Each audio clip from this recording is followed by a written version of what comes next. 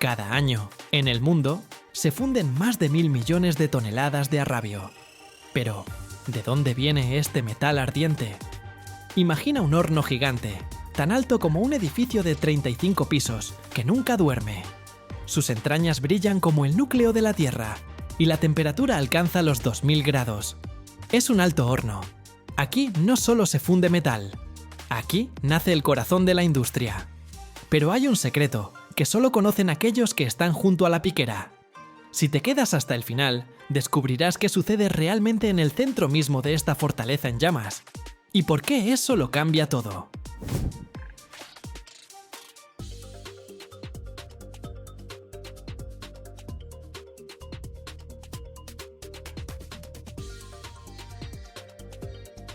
Imagina una torre colosal, más alta que un rascacielos de 35 pisos.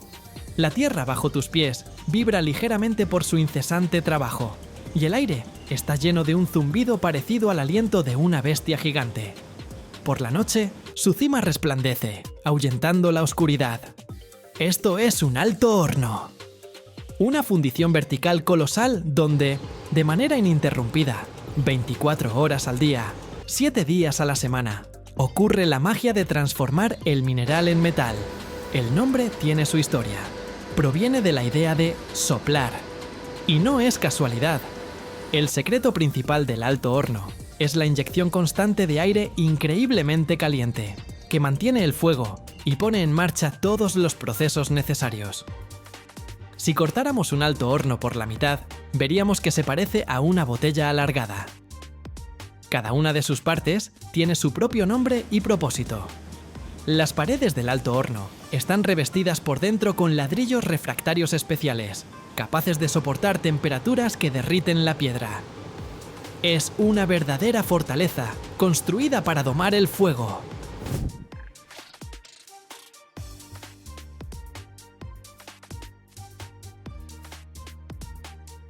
¿Y qué se echa en esta garganta de fuego?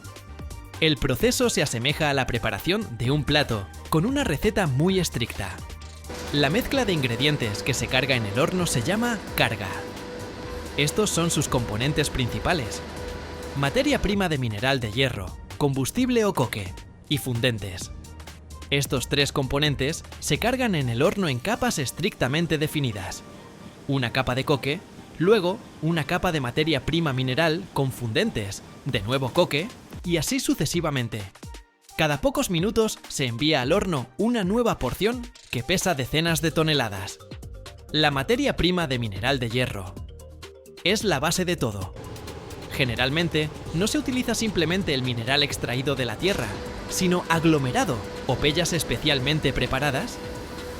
Se trata de mineral fino sinterizado o bolas enrolladas de concentrado de mineral.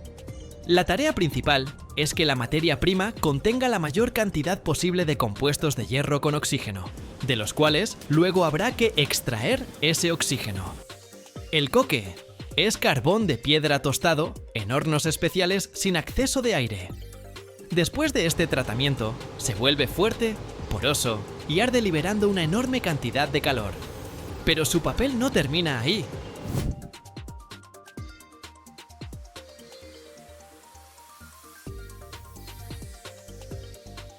El carbono, del que se compone el coque, es el principal mago que transforma el mineral en metal.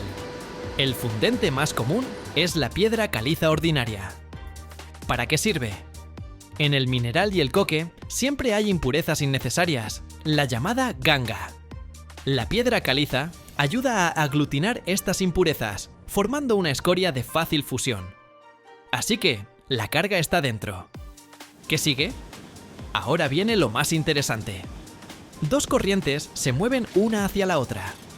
Desde arriba descienden lentamente las capas de la carga, y desde abajo, un huracán de gases incandescentes se precipita hacia ellas. Todo comienza abajo, en el crisol.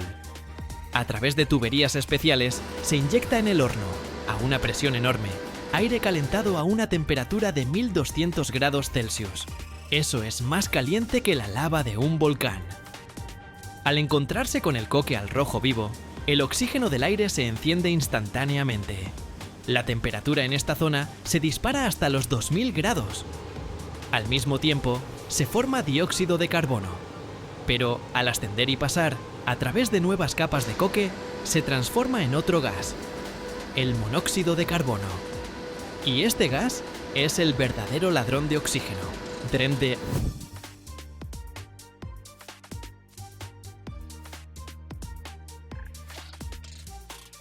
Subiendo cada vez más por la cuba del horno, esta corriente de gases incandescentes envuelve los trozos de mineral y comienza a arrancarles ávidamente el oxígeno, dejando hierro reducido y esponjoso. El hierro reducido continúa su viaje hacia abajo, a zonas cada vez más calientes. Pasa a través de las capas incandescentes de coque y, como una esponja, comienza a absorber su carbono. Y aquí ocurre algo asombroso. El hierro puro se funde a una temperatura muy alta, de 1539 grados, pero la saturación con carbono reduce drásticamente esa temperatura. Por eso, en el alto horno no se produce hierro puro, sino su aleación con carbono, el arrabio, que se vuelve líquido ya a los 1200 grados. Aproximadamente cada 40 o 60 minutos, en la parte inferior del horno, se acumula una cantidad suficiente de productos líquidos. Llega el clímax, un espectáculo fascinante. El operario del alto horno, con la ayuda de un taladro especial, abre un orificio en la pared del horno, la piquera.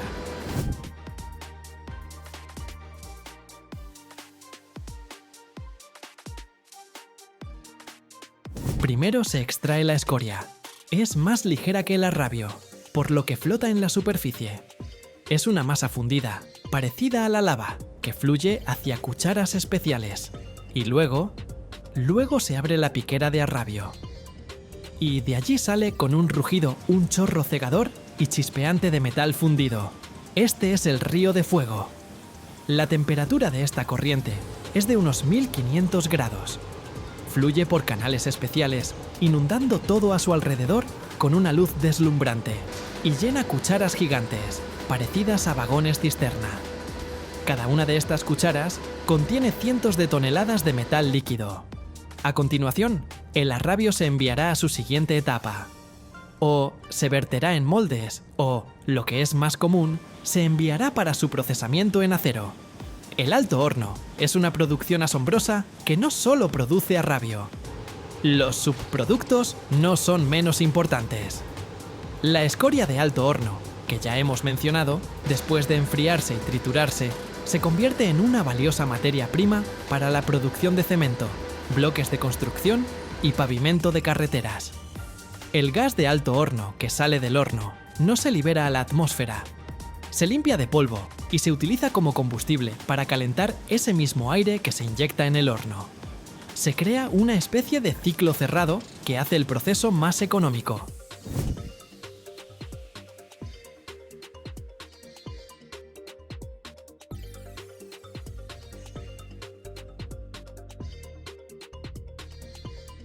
Sin duda, la metalurgia es un serio desafío para el medio ambiente.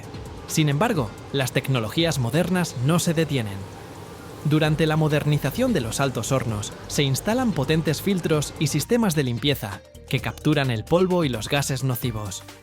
Científicos e ingenieros de todo el mundo trabajan en la creación de tecnologías verdes. Por ejemplo, el uso de hidrógeno en lugar de coque, para hacer la producción de metal más limpia. Pero por ahora, el alto horno sigue siendo la reina de la metalurgia. Y cada vez que veas un puente, un rascacielos o un tren, recuerda a estos gigantes de fuego y a las personas que doman los ríos de fuego para darle al mundo una base fuerte y fiable.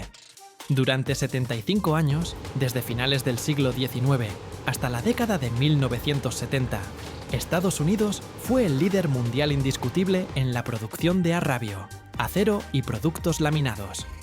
En este periodo, la siderurgia estadounidense no era solo un sector de la industria, sino la clave o el barómetro de la economía estadounidense. En la década de 1920, por ejemplo, el país producía aproximadamente la mitad del arrabio mundial. Imagina, una de cada 2 toneladas de este metal estratégico en el mundo nacía precisamente en los hornos de fundición estadounidenses.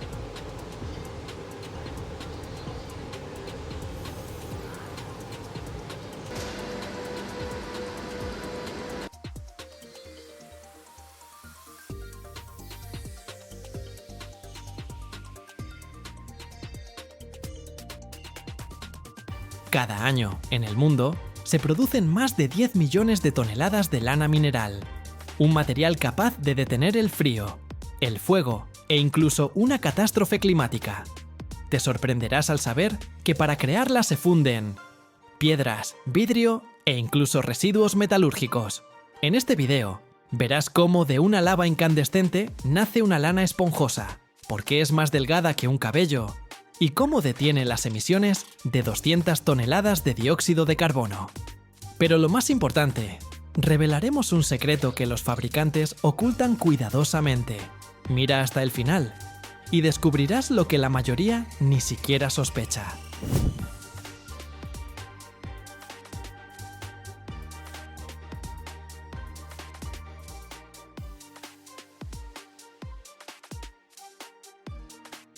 En la base de esta mágica transformación se encuentra la materia prima, un regalo de la propia naturaleza o de la industria.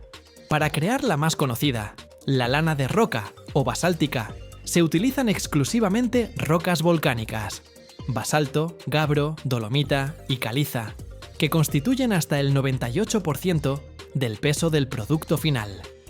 En otro caso, para la producción de lana de vidrio, los componentes principales son arena de cuarzo, sosa, caliza y, lo que es importante desde el punto de vista ecológico, hasta un 80% de vidrio reciclado. También existe la lana de escoria, que se fabrica a partir de escorias de alto horno, residuos de la producción metalúrgica. Todo comienza en el patio de materias primas con una etapa de preparación meticulosa. Las rocas se trituran y clasifican para obtener fracciones del tamaño adecuado y una composición mineral ideal. Los componentes para el futuro vidrio o roca se dosifican con precisión farmacéutica, ya que de las proporciones correctas dependen las propiedades clave de las futuras fibras: su resistencia, durabilidad y resistencia a las temperaturas.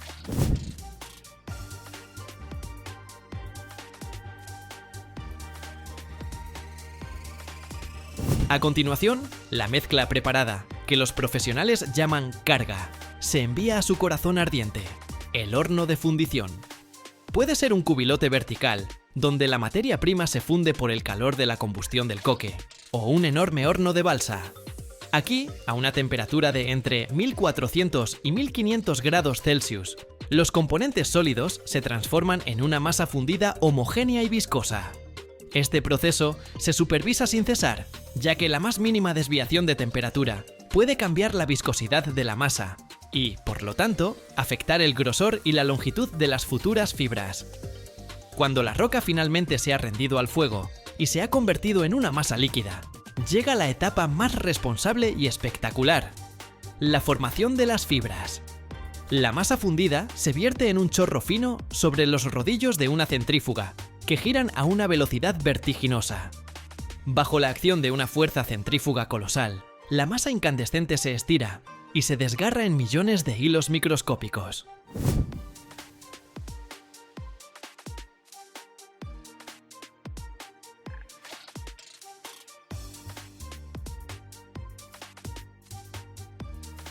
Para hacerlos aún más delgados, se les dirige adicionalmente un potente chorro de gas caliente o vapor. Todo este proceso se parece mucho a la preparación de algodón de azúcar, solo que en lugar de azúcar, aquí hay roca fundida. Justo en el proceso de formación de estas fibras, se les pulveriza un aglutinante especial, generalmente a base de resinas seguras. Es necesario para unir miles de millones de hilos individuales en un todo único. Junto con él, se añaden aditivos hidrofóbicos, que confieren al futuro aislante propiedades repelentes al agua. Una nube de estas fibras recién creadas, ya tratadas con el aglutinante, se asienta suavemente sobre una ancha cinta transportadora en movimiento. Un mecanismo pendular especial las distribuye uniformemente por todo el ancho, formando una primera alfombra, todavía esponjosa y suave. Es aquí donde se establece la futura estructura del material, caótica o en capas, de la que dependerán sus características mecánicas.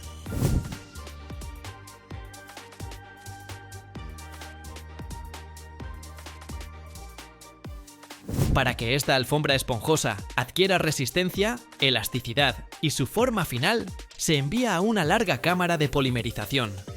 Aquí, bajo la influencia de aire caliente, a una temperatura de unos 250 grados, la resina aglutinante se endurece, uniendo firmemente las fibras entre sí en una estructura tridimensional. El exceso de humedad se evapora, y de la cámara sale una tela de lana mineral ya resistente y estable. Después de este templado en caliente, el material necesita enfriarse. Ventiladores hacen pasar aire a temperatura ambiente a través de él, preparándolo para la etapa final. La interminable cinta de lana mineral llega a la línea de corte. Afiladas sierras de disco y fresas la cortan a lo largo y a lo ancho en placas o rollos de dimensiones claramente definidas. Las producciones más modernas utilizan para ello complejos robotizados con corte por chorro de agua, lo que garantiza una precisión ideal y la ausencia total de polvo.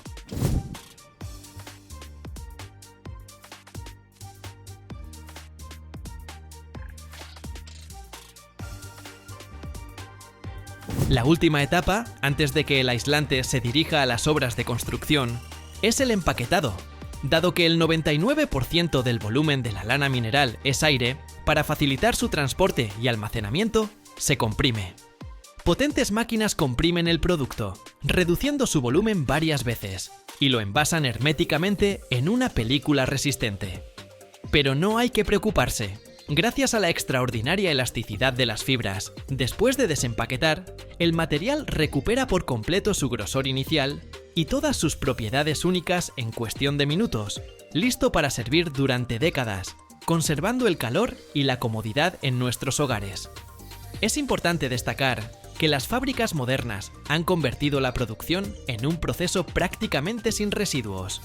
Todos los recortes y restos de material se recogen y vuelven al principio del ciclo, al horno de fundición, ahorrando recursos naturales y energía.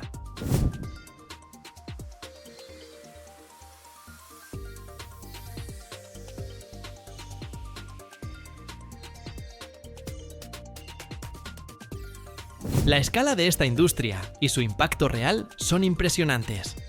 El mercado de la lana mineral en Europa es un sector gigantesco, donde la producción anual supera los 10 millones de toneladas. Según los cálculos de los expertos, durante 50 años de uso, cada tonelada de lana mineral producida ayuda a evitar la emisión de más de 200 toneladas de dióxido de carbono, gracias al ahorro de energía en calefacción y aire acondicionado. Esta colosal contribución a la lucha contra el cambio climático convierte al material no solo en un producto de construcción, sino en uno estratégicamente importante para el futuro. Aunque la lana mineral parece suave en su conjunto, cada fibra individual es una aguja microscópica de vidrio o roca. Su diámetro es de solo 3 a 7 micrómetros, aproximadamente 10 veces más delgado que un cabello humano. Al entrar en contacto con el material, especialmente al cortarlo, parte de estas diminutas pero frágiles fibras se rompen. Los fragmentos afilados entran en contacto con la piel e irritan mecánicamente sus capas superiores, causando una sensación de hormigueo o picazón.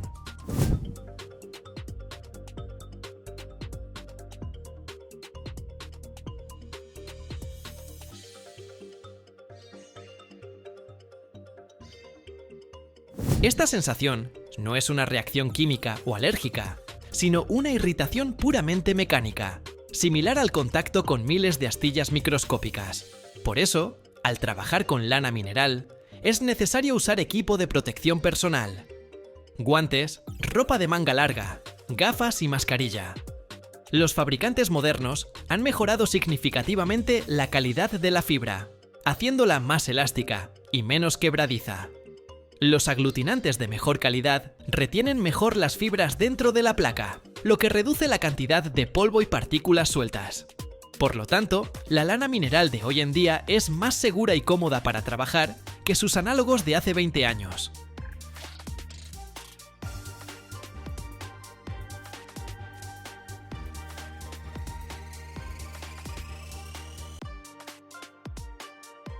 Cada hora, en el mundo, se botan al agua gigantescos buques cisterna, plataformas petrolíferas y cruceros.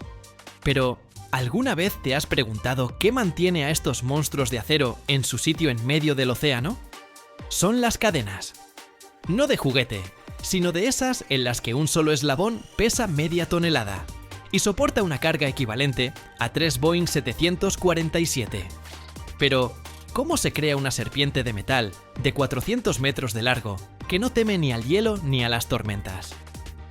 En este video verás los talleres más ardientes, aprenderás sobre soldaduras entre explosiones y sobre el secreto que se esconde dentro de cada eslabón. Mira hasta el final y verás lo que normalmente se queda tras las puertas cerradas de la fábrica.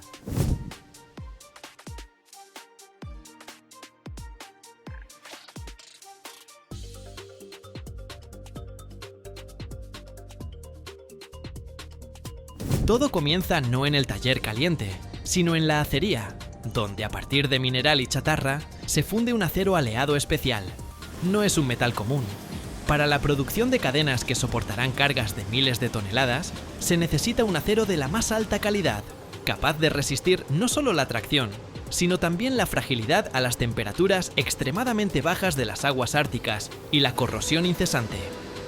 Después de la fundición y el análisis de la composición química, el acero se vierte en moldes, de los que salen enormes lingotes cilíndricos.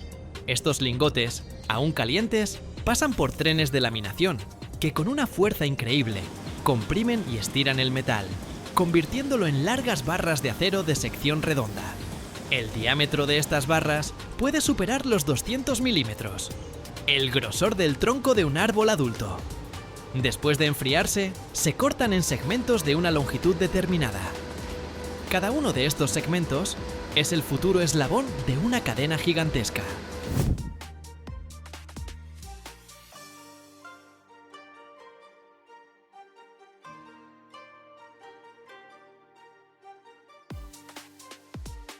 La nave de producción es el reino del fuego y el metal.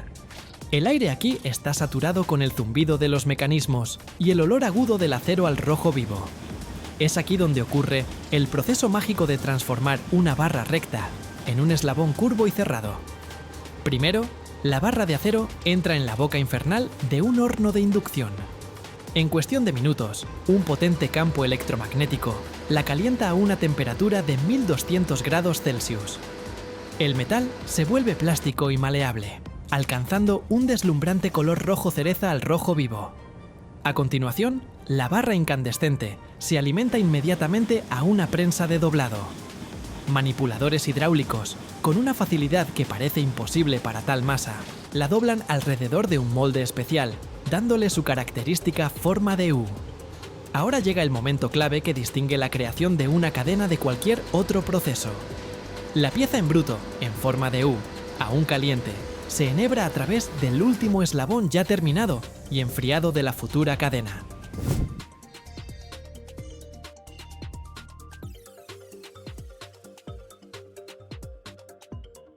De esta manera, los eslabones se conectan uno con otro, formando un hilo metálico continuo. Después de esto, los extremos de la pieza en forma de U se juntan y se sujetan firmemente en las gigantescas mordazas de cobre de la máquina de soldar. Comienza el proceso de soldadura por contacto y fusión. A través del punto de unión, se pasa una corriente eléctrica de enorme intensidad.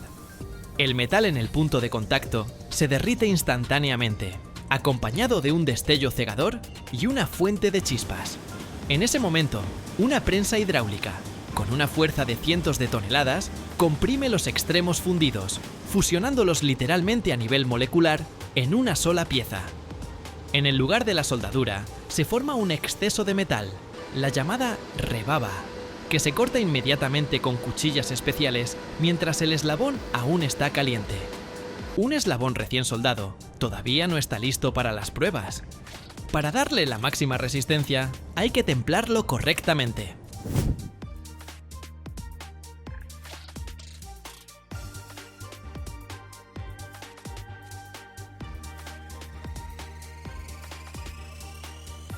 Mientras el eslabón aún conserva una alta temperatura, después de la soldadura, en su centro se instala un soporte transversal llamado contarete. Esta pieza no solo le da al eslabón una rigidez adicional, sino que, lo más importante, previene su deformación y que se enrede durante su uso. Después de instalar el contarete, Toda la cadena o sus secciones, de varias decenas de metros, pasan por un proceso de tratamiento térmico. Se calienta de nuevo a una temperatura definida con precisión y luego se enfría bruscamente en una enorme piscina de agua. Este proceso, conocido como templado, hace que el acero sea extremadamente duro, pero al mismo tiempo frágil. Para eliminar esta fragilidad y darle al metal la tenacidad necesaria, la cadena se calienta de nuevo, pero a una temperatura más baja, y se deja enfriar lentamente al aire. Esta etapa se llama revenido. El resultado es un equilibrio perfecto entre dureza y plasticidad.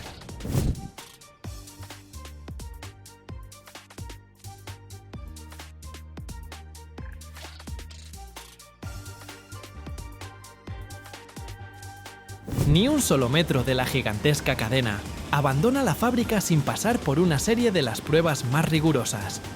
Es la garantía de que no fallará en un momento crítico. Primero, toda la cadena se somete a la llamada prueba de carga, Proof Load Test. Se sujeta en una máquina de pruebas especial, un gigantesco banco de pruebas hidráulico de decenas de metros de largo.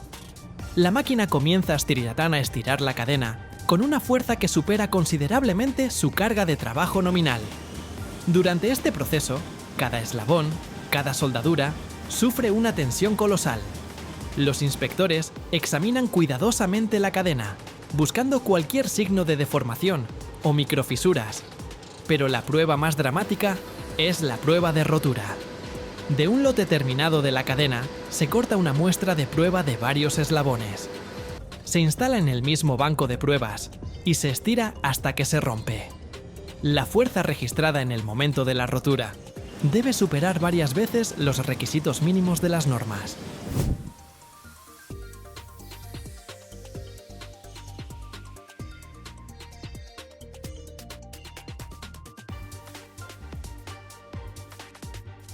El estruendo ensordecedor del metal al romperse no es un signo de fracaso, sino la mejor confirmación de la calidad y fiabilidad de todo el lote.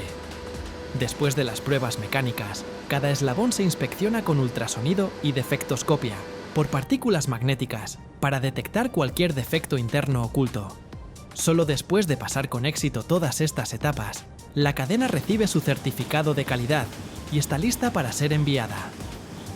Cargada en el transporte, parece una serpiente de acero durmiente, lista para comenzar su silencioso servicio en las profundidades del océano, manteniendo firmemente en su lugar las mayores creaciones de manos humanas. Para las cadenas de la más alta categoría, esta carga puede superar las 1000 toneladas. Esto significa que la cadena se estira con una fuerza equivalente al peso de 3 Boeing 747. La carga mínima de rotura, es decir, la fuerza a la que se garantiza que la cadena no se destruirá, para tales productos a menudo supera las 1500 toneladas. Es una fuerza capaz de sostener en el aire todo un tren de mercancías cargado de carbón.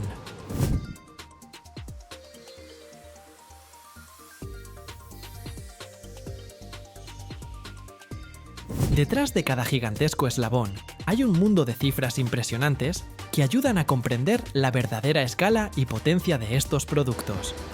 Un solo eslabón de una cadena de ancla de la más alta categoría, destinado a grandes buques o plataformas petrolíferas, puede tener un diámetro de la barra de acero de más de 200 milímetros. El peso de tal eslabón supera fácilmente los 500 kilogramos. Eso es más que el peso de 3 o 4 hombres adultos o un piano de media cola. Sin embargo, las cadenas no se miden por unidades, sino por secciones. Una sección marítima estándar tiene una longitud de 27,5 metros. Una cadena de ancla completa para un superpetrolero o una unidad flotante de producción, almacenamiento y descarga de petróleo puede constar de 12 o 15 de estas secciones, alcanzando una longitud total de más de 400 metros. Su peso total supera fácilmente las 200 o 250 toneladas, lo que es comparable al peso de 2 ballenas azules adultas.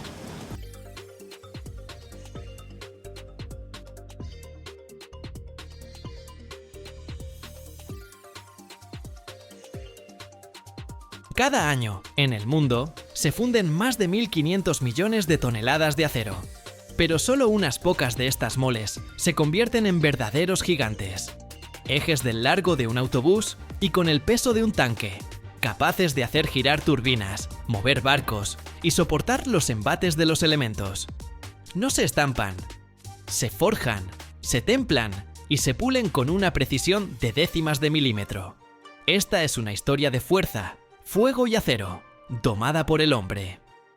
Pero lo más interesante no está en el proceso. Hay un detalle que no se indica en ninguna ficha técnica. Y si te quedas hasta el final, descubrirás por qué incluso el acero más fuerte a veces se rompe.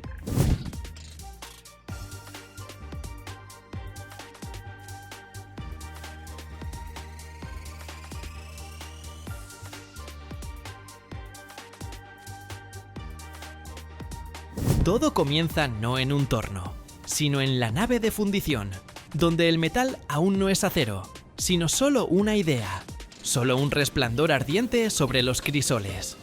Los ejes para turbinas o hélices no se hacen de cualquier cosa, solo de acero aleado de alta resistencia, en el que todo está calculado. Níquel para la tenacidad, cromo para la resistencia, molibdeno para que no tiemble ni siquiera a revoluciones vertiginosas. El metal se introduce en el horno, se calienta a 1600 grados Celsius y se derrite, pesado, denso, como magma. Todas las impurezas, escoria, gases, microrresiduos, se eliminan obligatoriamente. Después de la fundición, el metal se vierte en moldes. Pero no es una pieza terminada, solo un lingote. Grueso, tosco, como un bloque que a veces pesa de 20 a 100 toneladas, dependiendo de su futuro propósito. Esta pieza en bruto vuelve al fuego. Se calienta en un horno de forja a una temperatura de unos 1250 grados, hasta que el acero se vuelve de un amarillo brillante, casi blanco, pero aún no líquido.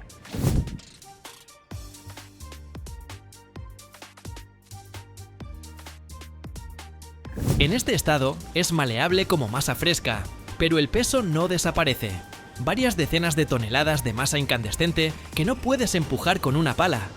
La futura pieza en bruto se saca con una grúa y comienza la preparación para la forja. Y entonces, el futuro eje se coloca bajo una prensa hidráulica. Es una prensa de 20.000 toneladas de presión, a veces incluso más. Bajo la prensa, la masa comienza a estirarse, a comprimirse, a transformarse de un simple lingote a una forma funcional. Los trabajadores vigilan la temperatura, los ejes, las grietas que podrían arruinar toda la pieza. Aquí nadie tiene prisa. El tiempo y la fuerza deben trabajar juntos. Cada compresión es un juego con la plasticidad. La prensa reorganiza la estructura granular del acero, la fortalece a lo largo del eje, le añade tenacidad, resistencia. Porque este eje luego irá a una turbina que funciona con cargas de hasta 600 revoluciones por minuto y vientos de más de 90 km por hora, o a una hélice que debe mover un barco a través de las tormentas.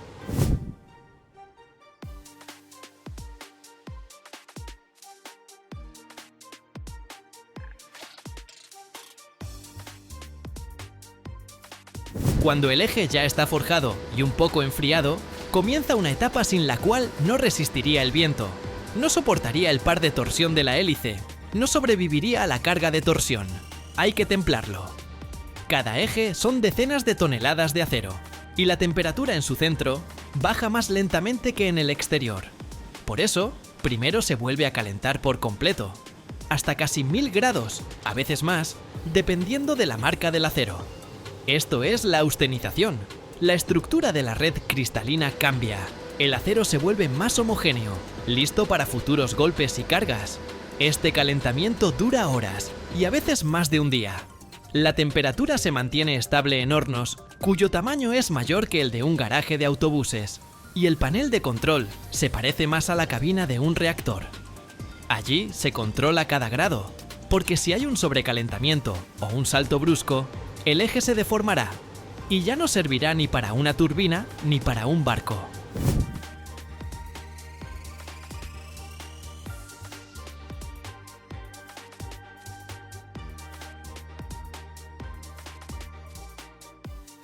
Después del calentamiento, el temple. Un enfriamiento brusco. El gigantesco eje, con la ayuda de grúas y cadenas, se eleva sobre un baño de agua o aceite, y a veces, de soluciones poliméricas. El metal, al rojo blanco, se sumerge con un siseo en el baño. De la superficie sale vapor, y el ruido es tal que no sobrevivirías sin tapones para los oídos. La temperatura baja de 900 grados a 100 en cuestión de minutos, y en el acero todo cambia. Aparece una estructura martensítica, dura como el hueso, lista para la carga, pero es frágil. Y para eliminar el exceso de rigidez, el eje luego se somete a un revenido. Esta es la siguiente etapa, una temperatura de unos 550 grados, a veces más. Aquí la estructura se estabiliza, las tensiones disminuyen, el alma metálica se calma. Este proceso transcurre lentamente, hasta 24 horas, dependiendo de las dimensiones. El eje se transforma gradualmente en un equilibrio de resistencia y plasticidad, en un verdadero músculo metálico.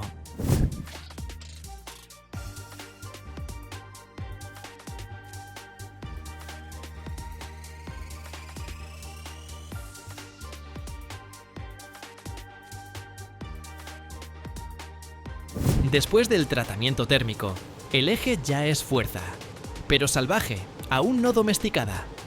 Por fuera es negro, con cascarilla, la superficie parece la piel de un dragón.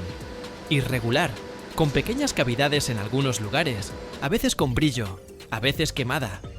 No se puede instalar en una turbina o en una hélice en este estado. Hay que llevarlo a la precisión, al brillo de espejo, a las micras. Primero viene el mecanizado en bruto.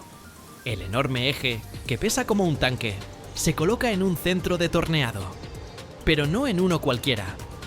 Aquí, la máquina se parece más a una estructura subterránea. Una bancada con una guía masiva, un carro del tamaño de un armario, un mandril que hace girar piezas de decenas de toneladas. Y cuando ese carro toca el metal, saltan chispas, vuelan virutas, y el ruido es tal que se oye hasta en el tejado. El pulido no se hace una sola vez. Después del desbaste en bruto, viene el fresado de las zonas de asiento, los agujeros para chavetas, las bridas, los canales.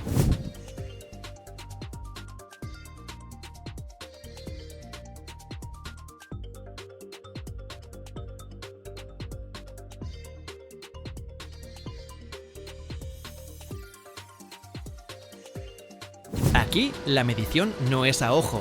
Láseres, escáneres tridimensionales, micrómetros, sensores especiales que detectan desviaciones del orden de décimas de milímetro. Cuando la forma ya está definida, viene lo más fino, el pulido de acabado. La superficie se pule hasta un nivel en el que comienza a brillar como el mercurio. Los tambores con abrasivo giran a gran velocidad, con refrigeración. Durante el trabajo, la temperatura todavía alcanza los 150 grados, pero ya está controlada, dentro de límites que no alterarán la estructura. A veces, dependiendo de los requisitos del cliente, se añade un recubrimiento por láser o un cromado para proteger contra la corrosión o el desgaste. Esto es especialmente importante para los ejes marinos, ya que allí hay sal, humedad, presión, que no perdonan el óxido. Al final, el eje pasa por un equilibrado dinámico. Se hace girar a altas velocidades, 600 u 800 revoluciones por minuto, según el modelo.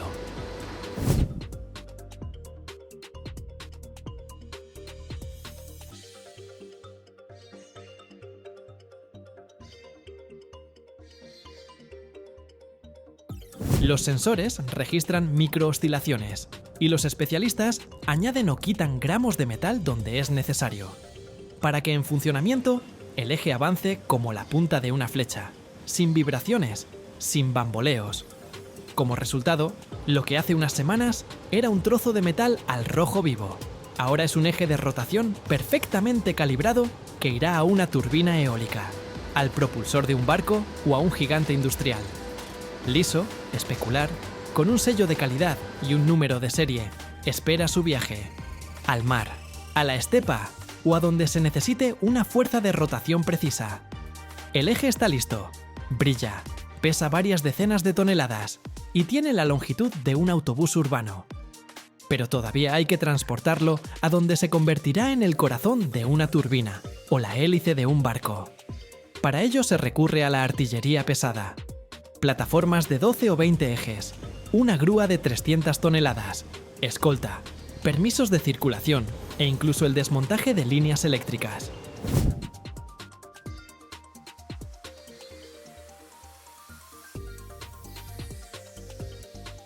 El eje se sujeta con cadenas tensadas, como en un tanque, porque el más mínimo desplazamiento y los daños son millonarios. Viaja lentamente, con luces de advertencia, a veces de noche para no bloquear las carreteras. En el lugar, la elevación. Centímetro a centímetro, porque el chasis ya está esperando. El montaje es precisión. Todo debe encajar a la micra, porque tal masa no da una segunda oportunidad. Y ahí está, el eje instalado. Pero tan pronto como se ponga en marcha la turbina, comenzará a hacer girar el mundo.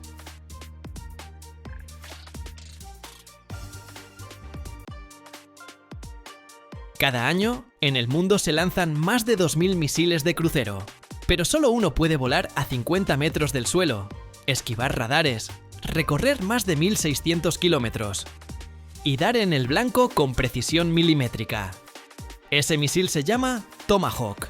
Pero ¿cómo se construye una máquina de muerte que piensa, ve, toma decisiones y nunca falla?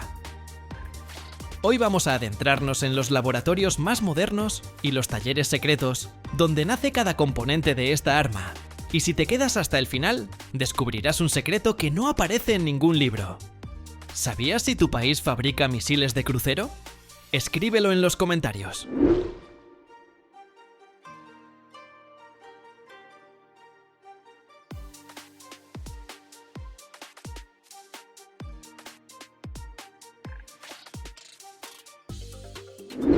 Diseñar un Tomahawk es una sinfonía de fórmulas, vectores y cálculos.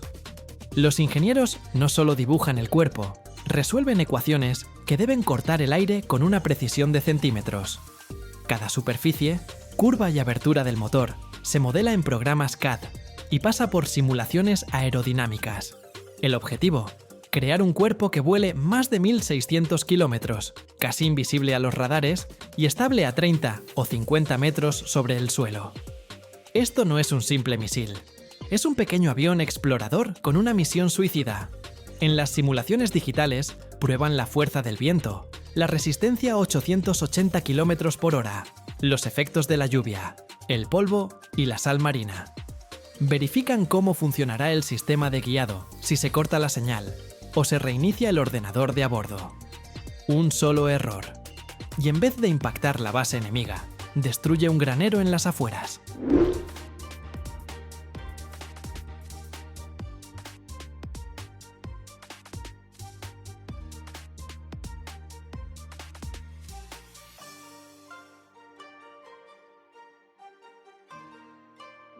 Todas las piezas, el cuerpo, la electrónica, los sistemas internos, se integran en un tubo de casi 6 metros de largo y medio metro de diámetro.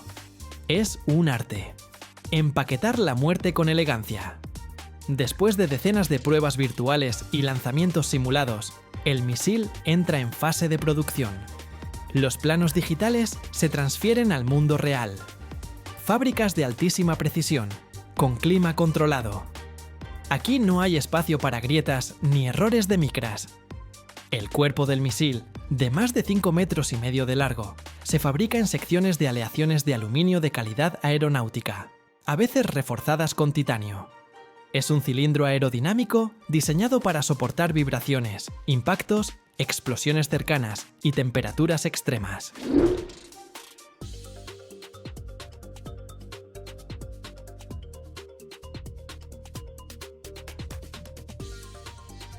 Las piezas se cortan con láser o agua a presión, con tolerancias de hasta 1/100ª de milímetro. Luego, grandes prensas hidráulicas moldean el metal como si fuera tela. La soldadura se hace en atmósferas inertes, muchas veces con brazos robóticos, para evitar cualquier partícula de oxígeno o polvo. Todo esto ocurre en salas especiales con temperatura y humedad controladas, Técnicos revisan cada hora con ultrasonido en busca de microgrietas, pulen las uniones y aplican capas anticorrosión. Incluso la inscripción Tomahawk se aplica durante el montaje, no como adorno, sino como marcador de serie, versión e historial. Para propulsar este misil se usa un motor turbojet compacto, el Williams Foxtrot 107. Parece el motor de un avión pequeño, pero está diseñado para alta maniobrabilidad y márgenes de error microscópicos. Para construir este motor se usan materiales capaces de soportar temperaturas de hasta 1000 grados centígrados y tolerancias de milímetros.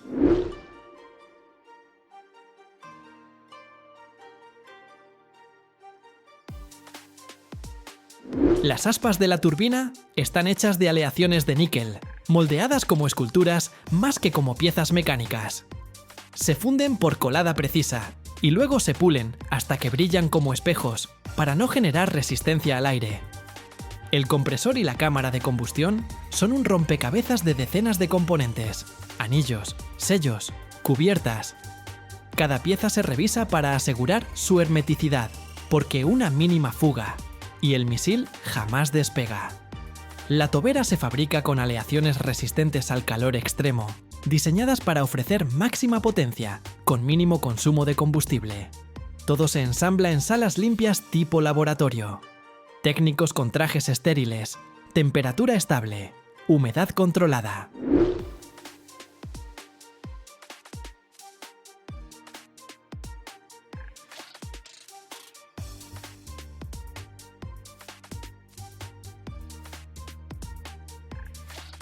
Después del montaje, cada motor se prueba individualmente en cámaras especiales. Allí se inyecta combustible de aviación, se ejecuta un programa de arranque y el motor simula un vuelo real, pero sobre una mesa de concreto llena de sensores. Las pruebas duran horas, se revisan las revoluciones, temperatura del escape, consumo, vibración e incluso el nivel de ruido. Porque un sonido fuera de lugar puede delatar su posición en combate. Solo cuando el motor canta correctamente en tierra, se instala en el cuerpo del Tomahawk, como si le insuflaran vida. Ardiente, ruidosa, pero completamente calculada. Y aun con todo eso, el misil todavía no sabe volar. Todavía no piensa. En su interior, un cerebro duerme. Procesadores, sensores, antenas, chips de memoria. Y todo permanece en silencio, hasta que recibe energía.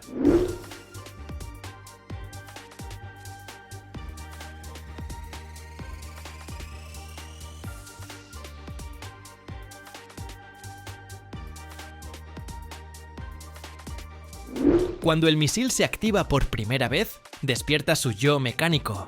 Su navegación combina varios sistemas, sensores inerciales que mantienen el rumbo, incluso en total oscuridad. Corrección por satélite para no desviarse en trayectos de cientos de kilómetros. Y lo más importante, su capacidad de ver. Cámaras especiales analizan el terreno y comparan cada valle, colina o puente con el mapa que lleva grabado. Si ve un bosque donde debería haber un campo, sabe que algo anda mal y decide. El sistema de control actúa como sistema nervioso, flexible, sensible, preciso. Pequeños estabilizadores y timones ajustan la altitud, la inclinación, cada pequeño movimiento. No ven el camino, pero mantienen el equilibrio como un equilibrista en la oscuridad.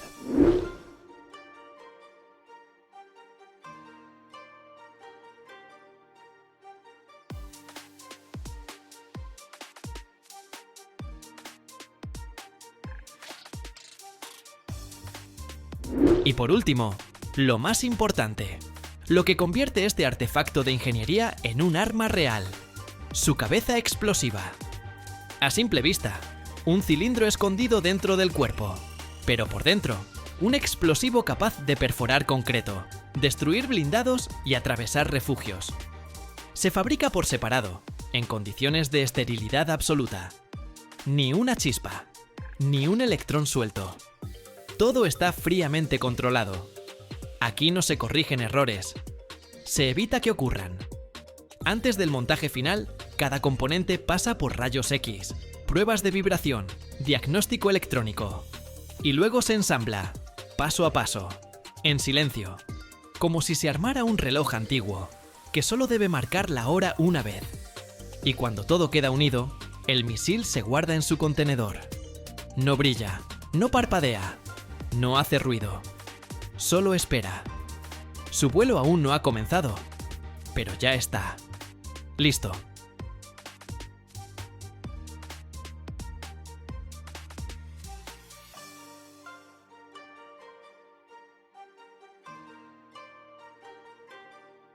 Cada segundo, en el mundo, se fabrican más de 2 millones de metros de alambre de cobre, pero solo una parte de él se convierte en una verdadera obra de arte de la ingeniería: las bobinas de inducción. El corazón de los transformadores, cargadores, motores eléctricos. En este video verás todo el camino, desde el brillante alambrón hasta la espira perfecta. Barniz, vacío, hornos infrarrojos.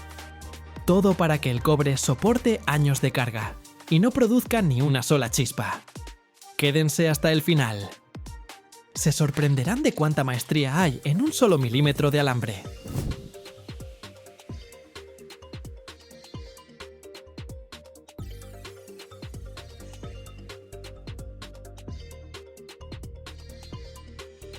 El alambre de cobre para las bobinas de inducción generalmente no se fabrica en la misma planta donde se enrollan. Se suministra desde empresas especializadas que se dedican al trefilado, recocido y esmaltado. Todo comienza con el alambrón de cobre. Varillas de cobre gruesas, generalmente de 6 a 8 milímetros de diámetro, que se producen a partir de cobre electrolítico en plantas metalúrgicas. Luego, el alambrón se trefila a través de una serie de hileras cada vez más estrechas, reduciendo su diámetro. Después, el alambre pasa por un baño o una boquilla con barniz, que forma una fina capa aislante. A continuación, se seca en hornos especiales a una temperatura de 150 a 230 grados Celsius, capa por capa. Debe haber al menos 3 de estas capas. Y solo después, el alambre se transporta al lugar de fabricación de las bobinas de inducción.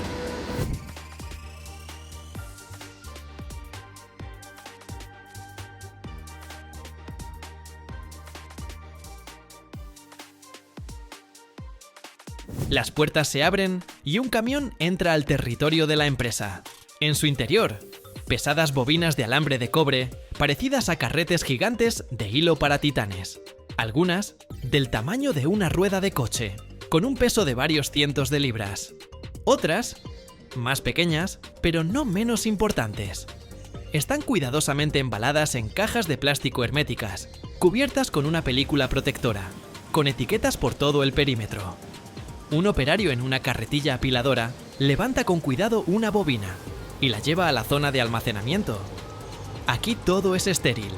El suelo brilla en el aire. Un ligero olor a aceite de máquina y barniz. Cada bobina tiene su propio pasaporte, número de lote, diámetro del alambre, tipo de recubrimiento de barniz, fecha de esmaltado. El contenedor se abre solo justo antes de entrar en producción. Y entonces, es como desenrollar una cinta de oro. El alambre de color cobre brilla, perfectamente liso, con un finísimo recubrimiento de barniz que apenas se percibe a la luz.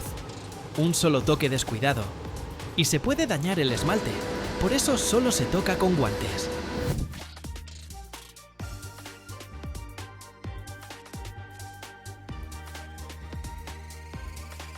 En la zona de trabajo, hay máquinas de bobinado especiales.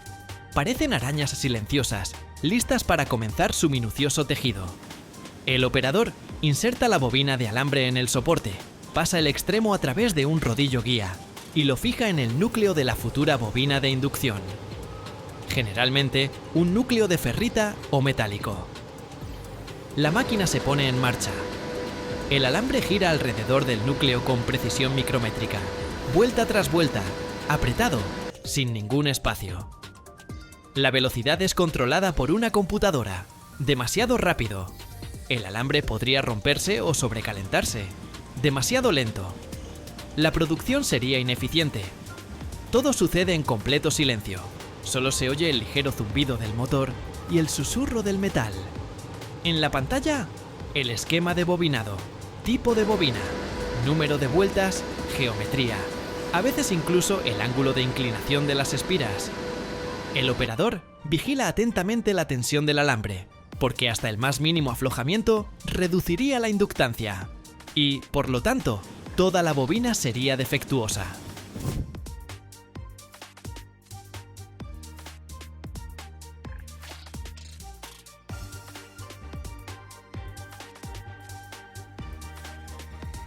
En un punto determinado, el alambre se detiene automáticamente, se corta con cuidado y el extremo libre se fija con un cierre especial o mediante soldadura. La bobina todavía está caliente por la fricción. Si es un bobinado multicapa, el proceso se repite, capa tras capa, con un fino aislamiento entre ellas.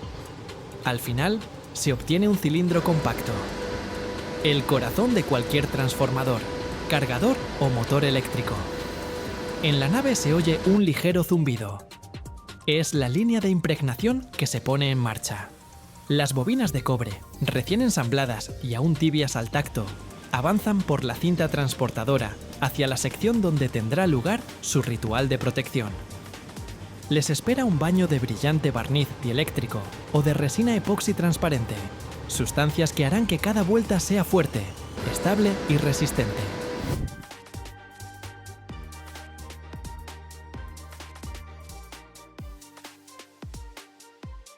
Las bobinas pequeñas simplemente se sumergen por completo. Se hunden en el líquido, como una cuchara en la miel, y se dejan allí unos minutos. El barniz se infiltra lentamente entre las vueltas, envuelve el cobre, llena los huecos y literalmente pega la estructura en un todo único. Luego se retiran, levantándolas lentamente para que el exceso escurra sin dejar goteos. Pero para las bobinas más grandes, el ritual es más complejo, la impregnación al vacío. Las bobinas se sumergen en una cámara hermética y una bomba extrae el aire. El vacío saca las burbujas de aire no solo del espacio circundante, sino también de las microfisuras más pequeñas dentro del bobinado. Luego se introduce el barniz en la cámara y penetra en todos los lugares posibles, como el agua que inunda una grieta seca en una roca. Ni un microespacio queda sin cubrir. Todo esto no se hace por estética. Mañana mismo, estas bobinas trabajarán en condiciones difíciles, vibraciones, sobrecalentamientos, fluctuaciones electromagnéticas, y solo una impregnación fiable protegerá su forma y conductividad, para que ninguna chispa destruya lo que se creó con tanta precisión.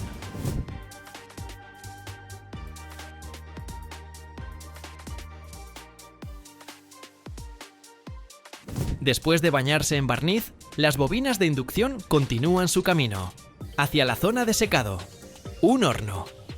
Aquí no huele a panecillos, pero el ambiente es igual de atento. La temperatura, el tiempo y la precisión son críticamente importantes. Cada bobina entra en el horno, donde la temperatura sube hasta los 150 grados Celsius. Aquí, el barniz, que antes era líquido, comienza a polimerizarse. Minuto a minuto se endurece, convirtiéndose en una armadura fuerte y transparente. Un fino caparazón brillante que envuelve los alambres por todos lados. Es ligero, casi invisible, pero inquebrantable. La fijación de la forma es uno de los resultados principales de esta etapa. Mientras el alambre está blando, las vueltas pueden moverse un poco, especialmente durante el funcionamiento en un dispositivo con vibraciones o cargas de corriente. Pero después del horneado, todo se solidificará justo como debe ser.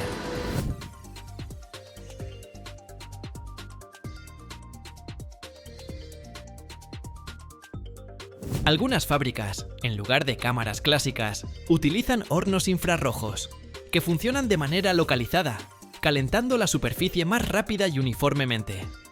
Otras emplean sistemas de túnel, donde las bobinas se mueven en una cinta transportadora a través de un túnel de calor. Esto permite ahorrar energía y tiempo, especialmente en la producción en masa. Y otro punto importante, la mejora del aislamiento. Después de endurecerse, el barniz se vuelve resistente a la humedad, al sobrecalentamiento, al impacto mecánico e incluso a algunos productos químicos. Esto significa que cada bobina que salga del horno podrá funcionar durante años y no perder ni una pizca de su fuerza. Después del horneado, los bordes de las bobinas pueden quedar un poco irregulares. Sobresalen restos de barniz, recortes de alambre o exceso de material. Todo esto se recorta o lija cuidadosamente, utilizando equipos de precisión. Discos abrasivos, microrectificadoras, a veces incluso corte por láser. Esto es especialmente importante para las bobinas que deben encajar perfectamente en ensamblajes donde cada milímetro cuenta.